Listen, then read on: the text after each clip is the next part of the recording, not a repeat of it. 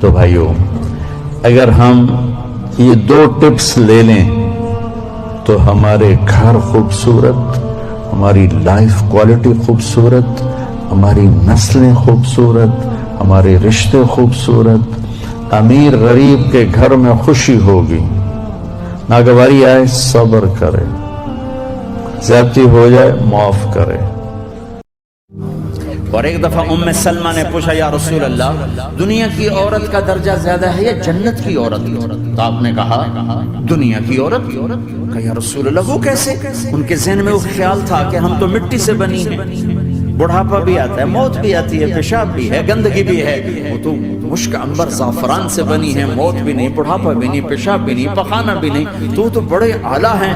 تو میرے نبی نے فرمایا ام سلمہ، دنیا کی عورت نماز پڑھتی ہے، روزہ رکھتی ہے، اللہ کی بندگی کرتی ہے، گناہوں سے بچتی ہے، اس وجہ سے اللہ تعالیٰ جنت کی حوروں پر ایمان والی عورتوں کو اوپر کر دے گا۔ اگر آپ یہ پتہ لگانا چاہتے ہیں کہ آپ کے گھر پر کسی قسم کے جادو کے اثرات تو نہیں ہیں یا پھر کسی اور قسم کا کوئی معاملہ تو نہیں ہے، تو گھر کی عورتیں جب صبح جھاڑو لگاتی ہیں، اس جھاڑو لگانے سے جو مٹی اڑتی ہے اس پر آپ نے 7 مرتبہ لا حول ولا قوت الا باللہ العلی العظیم، لا حول ولا قوت الا باللہ العلی العظیم پڑھ کر 7 مرتبہ دم کرنا ہے۔ اگر اس میں سے آپ کو مچھلی کی بو آتی ہے تو وہاں پر عروہ حبیث کا اثر ہے۔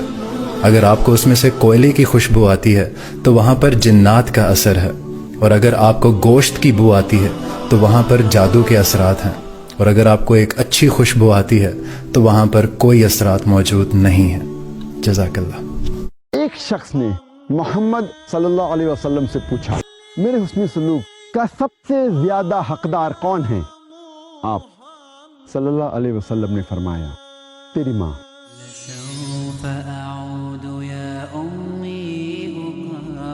پوچھا پھر کون؟ فرمایا تیری ماں۔ عرض کیا اس کے بعد کون؟ فرمایا تیری ماں۔ پھر چوتھی بار عرض کیا اس کے بعد؟ تب نبی صلی اللہ علیہ وسلم نے کہا تیرا باپ۔ اس کا مطلب ہے 3/4 یعنی 75% آپ کے حسن سلوک کی حقدار ہے ماں، اور 1/4 یعنی 25% کا حقدار ہے باپ۔ اللہ کے نبی نے 4 دعائیں مانگی کہ اللہ میری امت پہ تیرا ایسا عذاب نہ آئے جو انہیں ختم کر دے۔ اللہ نے کہا قبول ہے۔ یا اللہ ان پر کوئی زمینی ایسا عذاب نہ آئے جو انہیں ختم کر دے۔ اللہ نے فرمایا قبول ہے۔ یا اللہ ان پر کوئی دشمن ایسا نہ آئے جو انہیں مٹا دے۔ اللہ نے فرمایا قبول ہے۔ یا اللہ ان میں آپس میں اختلاف نہ ہو۔ تو اللہ نے فرمایا نہیں میرے محبوب، یہ قبول نہیں، اختلاف ہوگا۔ او میری ملت کے جوانوں، مزہ نہیں آ جاتا جب ساری دنیا سوئی ہو، ساری دنیا، اور کوئی چڑھتی جوانی والا اٹھ کے وضو کرے، اور جب وہ مصلی کھول کے بچھائے تو مدینے والے محبوب کہتے ہیں کہ ہر نماز پہ رب ثواب دیتا ہے، اور جو اٹھ کے تہجد کی نماز پڑھے اسے دیکھ کے تو رب مسکراتا ہے۔ سائنس کے مطابق انسان کو دفنانے کے 24 گھنٹے میں جسم میں کیڑے پڑنا شروع ہو جاتے ہیں، ایک گندی بدبو پھیلنا شروع ہو جاتی ہے۔ یہ بدبو اور کیڑوں کو دعوت دیتی ہے، اور یہ سب کیڑے جسم کے گوشت کو کھانا شروع کر دیتے ہیں۔ 3 دن بعد ناک اور منہ کی حالت بدلنا شروع ہو جاتی ہے۔ 6 دن میں ناخن گرنا شروع ہو جاتے ہیں۔ 9 دن بعد بال گرنا شروع ہو جاتے ہیں۔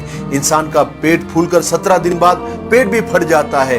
60 دن میں انسان کا سارا گوشت ختم ہو جاتا ہے۔ 90 دن بعد ہڈیاں الگ ہو جاتی ہے، اور 12 مہینے بعد ہڈیاں بوسیدہ ہو جاتی ہیں۔ میں سوچتا ہوں کہ غرور، تکبر، حرص، لالچ، گھمنڈ، دشمنی، حسد، بغض، جلن، عزت، وقار، نام، عہدہ اور بادشاہی، یہ سب کہاں جاتی ہے؟ سب کچھ خاک میں مل جاتا ہے۔ انسان کی حیثیت کیا ہے؟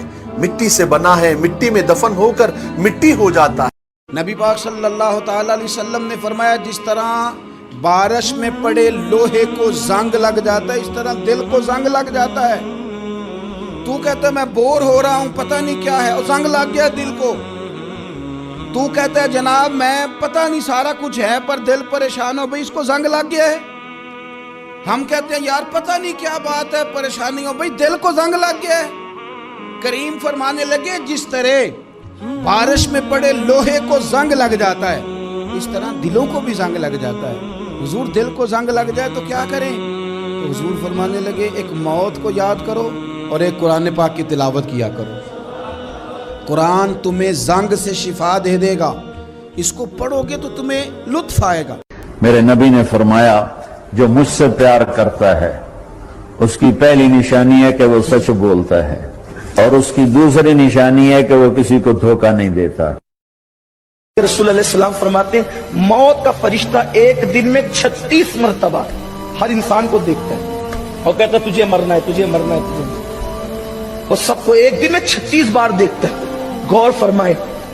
اور موت دن میں 260 مرتبہ ایک انسان کو پکار کے کہتی ہے دنیا کی محبت میں اللہ سے غافل ہونے والوں ایک دن تمہیں موت کی لذت کو چکھنا ہے. ایک دن تمہیں موت کے مزے کو چکھنا ہے. میرے نبی کے زور زور سے رونے کی آواز آئی. سلمہ رہ نہ سکی, بھاگ کے اندر گئیں. تو آپ نے کیا دیکھا؟ آپ نے حسین کو یوں سینے سے چمٹایا ہوا تھا, بلک بلک سسک سسک کے رو رہے تھے. آپ کے آنسو آپ کے رخسار اور داڑھی پر اتر کر رہے تھے. سلمہ نے کہا میرے ماں باپ قربان یا رسول اللہ کیا ہوا, آپ ایسے تڑپ کے کیوں رو رہے ہیں؟ تو آپ نے روتی آواز میں کہا بہتے آنسوؤں کے ساتھ کپ کپاتے بدن کے ساتھ کہ سلمہ یہ فرشتہ جو مجھے ملنے آیا تھا یہ میرے بچے کو دیکھ کر کہہ رہا ہے کہ آپ کی امت اس بچے کو قتل کر دے گی اور جہاں اس کا خون گرے گا وہ مٹی مجھے دکھائی ہے. اس نے کہ میں اس لیے اس پہ رو رہا ہوں. ابھی تو وہ شہید نہیں ہوئے اور رویا جا رہا ہے, ہم تو ان کی شہادت پہ روتے ہیں اور یہ قیامت تک روتے رہے گی دنیا. کیا مزہ, یہ اللہ کا نظام ہے. اس نے کربلا کے واقعے کو یوں کر دیا جیسے ہر سال آج ہی ہوا ہے. ویسے تو ہماری زندگیوں میں سے 1 سال کم ہو گیا اور ہم قبر کے 1 سال اور قریب ہو گئے, دنیا سے 1 سال اور دور ہو گئے, موت کے 1 سال قریب ہو گئے, زندگی سے 1 سال دور ہو گئے. تو یہ نیا سال اللہ نے ہمیں دیا ہے, ہم اس کی قدر کریں. اللہ آخر قرآن میں یہ قسم اٹھا کے ہمیں کہہ رہا ہے والعصر, عصر کے وقت کی قسم, جیسے عصر کے بعد ٹائم تھوڑا ہے, اس دنیا کا ٹائم بھی باقی تھوڑا ہی رہ گیا ہے. اور اکثر لوگ بات کرتے خواتین کے حجاب کے بارے میں. اللہ سبحانہ و تعالیٰ قرآن مجید میں پہلے مرد کے حجاب کے بارے میں ذکر کرتے پھر عورت کے. اللہ تعالیٰ فرماتے سورہ نور میں سورہ نمبر 24 آیت نمبر 30 میں کہ اے مومن مرد, اے مومن جب بھی آپ کسی خواتین کو دیکھیں گے تو نظر نیچے کرو. اس کا مطلب جب بھی کوئی مرد خاتون کو دیکھتا ہے اور کچھ بھی غلط خیالات اس کے دل میں آتے ہیں امیڈیٹلی قرآن کا حکم ہے کہ نظر نیچے کرو. غیر مسلمان مسجد میں کہنا کہ غیر مسلمان داخل نہیں ہو سکتے یہ بالکل غلط ہے. عام طور پہ غیر مسلمان مسجد میں آ سکتے ہیں.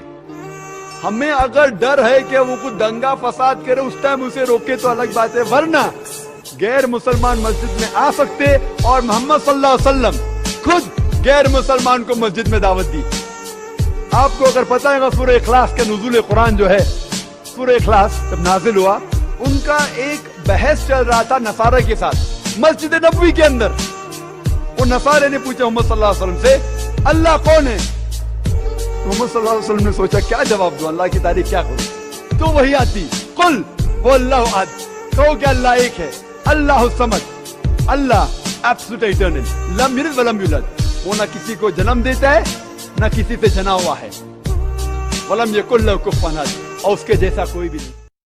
مثال کے طور پہ آپ جب بیمار ہوتی ہے تو آپ کس کے پاس جاتی ہے؟ کس کے پاس جاتی ہے آپ؟ ڈاکٹر. کس کے پاس؟ ڈاکٹر. ڈاکٹر کے پاس. کیوں؟ کیونکہ ڈاکٹر ہمارے جسم کے بارے میں زیادہ جانتا ہے. اسی طریقے سے ہمارا خالق, ہمارا مالک, ہمارا رب, ہمارا ایشور, ہمارا اللہ ہمارے بارے میں زیادہ جانتا ہے. تو یہ آخری کتاب, آخری کلام قرآن مجید